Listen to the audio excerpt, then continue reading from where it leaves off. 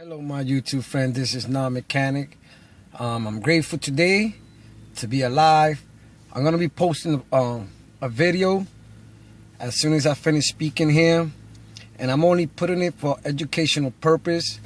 Today, while I was going to work, somebody swiped me. They came from like the third lane and hit me and spin me around.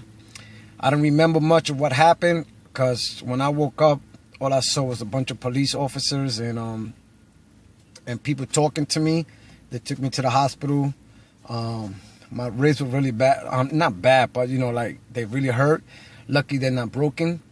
So the reason why I'm gonna post this video is because it is so important when we drive, have your seatbelt on.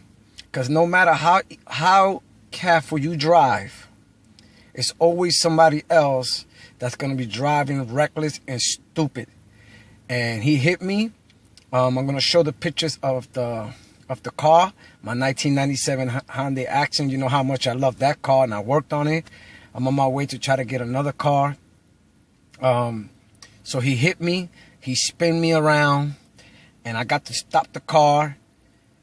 And next thing I remember, it was just a lot of police officers and ambulance and all that. But I am alright. But I don't. You know, to my YouTube friends or whoever is watching this, always wear your seatbelt.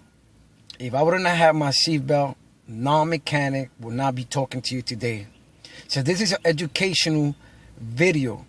When I put the video, it's not for nobody to feel sorry for me.